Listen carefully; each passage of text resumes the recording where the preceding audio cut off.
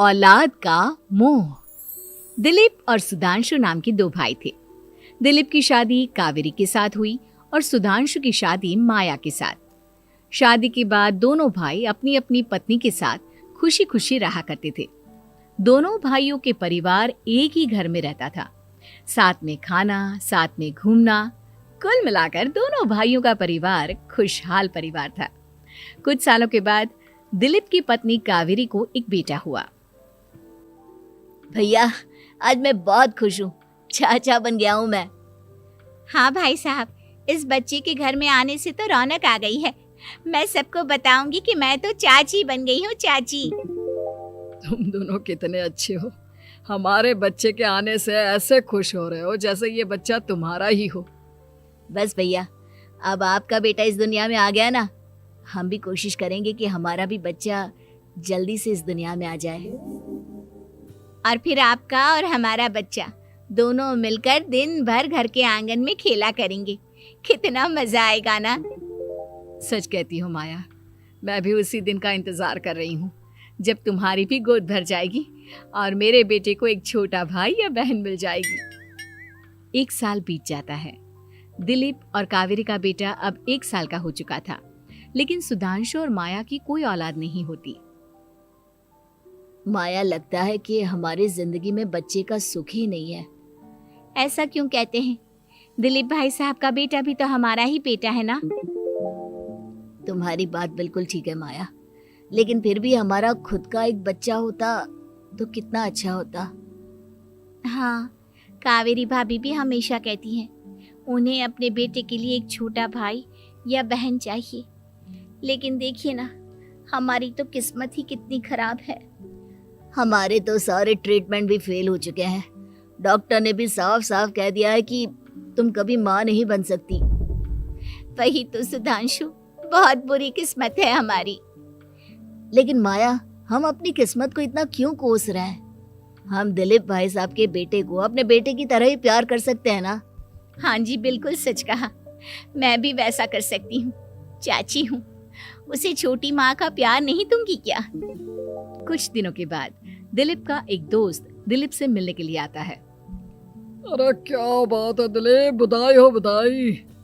और घर तो काफी बड़ा है तुम्हारा। वैसे तुमने अपने बेटे के बारे में क्या सोचा है? भैया, और क्या सोचेंगे, बस उसे पढ़ा लिखा कर अफसर बनाएंगे, उसकी पढ़ाई पर खर्च करेंगे। अरे भाभी, आपकी तो इतनी सारी प्रॉपर्टी है, आपको किस बात की चिंता? ले देकर एक बेटा ही तो है। अरे नहीं दोस्त, तुम गलत समझ रहे हो। इस घर में मैं और मेरा छोटा भाई दोनों रहते हैं। इस घर का आधा हिस्सा मेरे छोटे भाई का है। अच्छा, कितने बच्चे हैं तुम्हारे छोटे भाई के? भैया, उनके साथ ना कुछ प्रॉब्लम है। मेरी देवरानी कभी माँ नहीं बन सकती। अरे फिर किस बात की चिंता? अरे मैं तो कहता हूँ अपने बेटे के भविष्य के बारे में सोचिए ही मत। बस ये घर उसके नाम करवा दीजिए। देखिए, आपके भाई का भी कोई बच्चा नहीं है तो सब कुछ आपके बेटे को ही मिलना चाहिए। लेकिन ऐसा करना क्या सही होगा? अगर उनका बच्चा नहीं है तो क्या हुआ? ये घर आधा उनका है, उनकी जो मर्जी है वो करे। अरे कैसी बात करते हो? उनकी कोई औलाद नहीं है, वो क्या करेंगे प्रॉपर्टी अपने नाम रखकर? हाँ, वैसे भाई साहब, आपकी बात तो बिल्कुल सही है।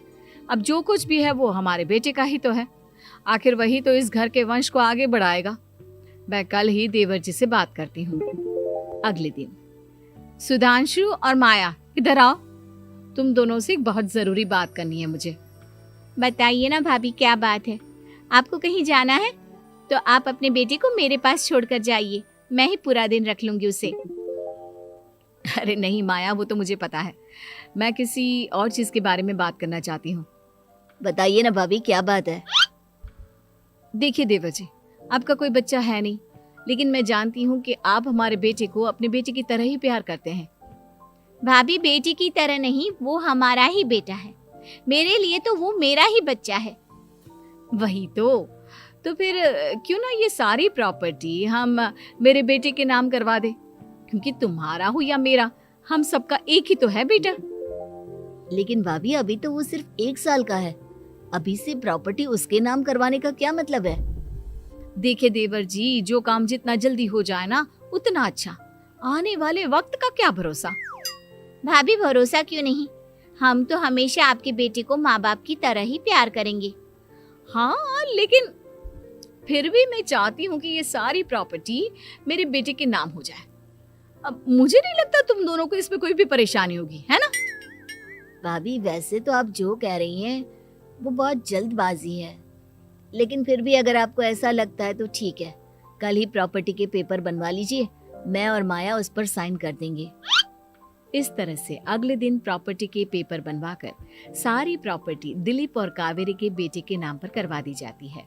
कुछ दिनों के बाद सुधांशु, सुबह सुबह ये कौन लोग आ गए हैं तुम्हारे घर पर?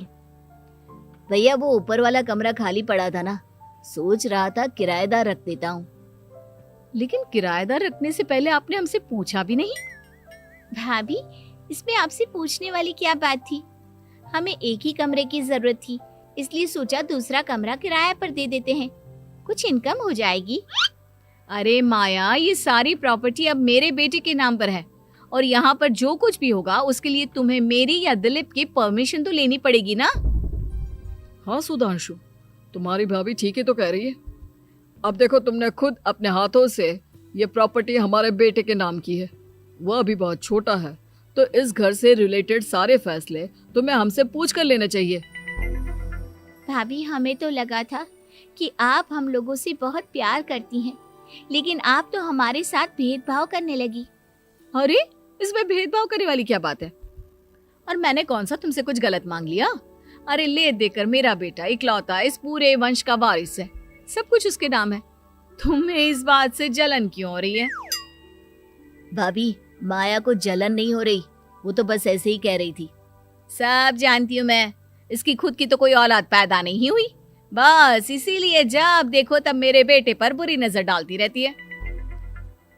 देखो माया, कावेरी तुमसे बड़ी है, वो जैसा कहती है वैसा करो। और वैसे भी इस घर पर अब तुम लोगों का कोई अधिकार नहीं है, वो तो हम लोगों की भलाई समझो जो तुम्हें अभी तक यहाँ रहने दिया है। भैया आप इतने कैसे बदल गए? इस प्रॉपर्टी ने आपके दिल से हमारे लिए प्यार पूरी तरह खत्म कर दिया है क्या? इसी तरह वक्त बीतता जाता है और देखते देखते दिलीप और कावेरी का बेटा प्रणव 25 साल का हो जाता है और उसकी नौकरी लग जाती है। पापा आज मेरा अपॉइंटमेंट लेटर आ गया है, मैंने सिंगापुर में जॉब ज्वाइन कर ली है। लेकिन प्रणव, विदेश में नौकरी करने जाने से पहले तुम्हें कम से कम अपने मम्मी पापा से एक बार पूछना चाहिए था ना। इसमें पूछने वाली क्या बात है माँ, मैं सिंगापुर जाकर जॉब करना चाहता हूँ तो करना चाहता हूँ। देखो प्रणव, हमने तुम्हारे लिए इतनी सारी प्रॉपर्टी यहाँ पर रखी हुई है, उन सब का क्या होगा? यहाँ रहो, बिजनेस करो। सॉरी पापा, मैं यहाँ रहकर कोई बिजनेस नहीं करने वाला, और ये जितनी भी प्रॉपर्टी आपने मेरे लिए संभाल कर रखी है ना, ऐसे ही किसी को दान में दे दीजिए, क्योंकि मैं सिंगापुर से वापस इंडिया आकर कभी नहीं रहने वाला। दिमाग खराब हो गया है तेरा, जानता नहीं तेरी वजह से हमने तेरे चाचा चाची से लड़ाई करके पूरा घर तेरे नाम करवा दिया था। हाँ तो ऐसा करने से पहले आपको सोचना चाहिए था ना। और मम्मा, मैं तो वैसे भी उस वक्त 1 साल का था, मेरा इस मैटर से कोई लेना देना नहीं है। कैसी बात कर रहा है ये लड़का? अरे तेरी वजह से अपने छोटे भाई से दुश्मनी लेकर बैठा हूं मैंने तो उसे घर से भी निकाल दिया। जानता नहीं तू, बाजू वाले घर में एक छोटा सा कमरा किराए पर लेकर रहते हैं तेरे चाचा चाची, और ये सब मैंने तेरे लिए किया। देखिए पापा, आपने जो कुछ भी किया अपने लिए किया। मैंने आपसे कब कहा था कि मुझे ये प्रॉपर्टी और घर चाहिए? और वैसे भी अपने भाई के साथ इस तरह का बिहेव करके आपने कोई अच्छा काम तो किया नहीं। तू सही कह रहा है बेटा, हमने तेरे चक्कर में अपने छोटे भाई जैसे देवर और बहन जैसी देवरानी को इस घर से निकाल दिया। बहुत बड़ी गलती हो गई मुझसे। ठीक है मॉम, तो अब आप अपनी गलती सुधारो, लेकिन मुझे तो फॉरेन जाना है, मैं वहीं जाऊंगा। अब आगे क्या करना है ये आपका डिसीजन है।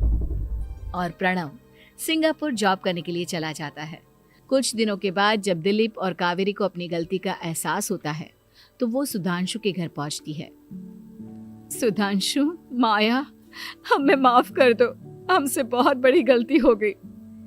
क्या हुआ भाभी? आज इतने सालों के बाद अब हम गरीब लोगों के घर क्या करने आई हैं? भाभी, हमने तो खुशी खुशी अपने भतीजे को सब कुछ दे दिया, अब हमारे पास कुछ भी नहीं बचा है। भाई मुझसे बहुत बड़ी गलती हो गई, जो तेरे जैसे भाई को मैंने प्रॉपर्टी के चक्कर में घर से निकाला, और जिसके लिए मैंने ये सब कुछ किया वो खुद ही विदेश चला गया। भैया भाभी, जिस बेटे के लिए आपने हम लोगों को इतनी तकलीफ दी, आपस के प्यार को बिगाड़ा, जब वही आपसे दूर चला गया तो आपको इस बात का एहसास हुआ। लेकिन माफ कीजिए, अब हम आपके साथ रहने के लिए उस घर में नहीं आ सकते। नहीं नहीं माया, ऐसा मत कहो, मुझसे बहुत बड़ी गलती हो गई, प्लीज वापस चलो, मैं वो घर फिर से तुम्हारे नाम कर देती हूँ। भाभी, मैं उस घर का क्या करूंगी? किसके लिए? मेरा कोई बच्चा नहीं, मैं तो बस जिंदगी भर आप लोगों के साथ प्यार से रहना चाहती थी, प्रणव को अपने बेटे की तरह प्यार करना चाहती थी, लेकिन आपने मुझसे वो अधिकार छीन लिया। भाभी और भैया, एक सवाल पूछना चाहता हूँ आप लोगों से। जो बच्चा कुछ ही दिन पहले दुनिया में आया हो, जिस बच्चे के भविष्य का आपको पता ही ना हो, उसके लिए अपने पुराने रिश्तों को तोड़ देना, अपने सगे रिश्तेदारों से दुश्मनी मोल लेना, उनके साथ झगड़ा करना, उनकी बेइज्जती करना, क्या ये सही है? कम से कम हमें सही वक्त का इंतजार तो करना चाहिए ना। सिर्फ प्रॉपर्टी के लिए अपने सगे भाई को घर से निकाल दिया, वो भी अपने 1 साल के बेटे के लिए। क्या ये वाकई में सही था? जवाब दीजिए मेरी बात का।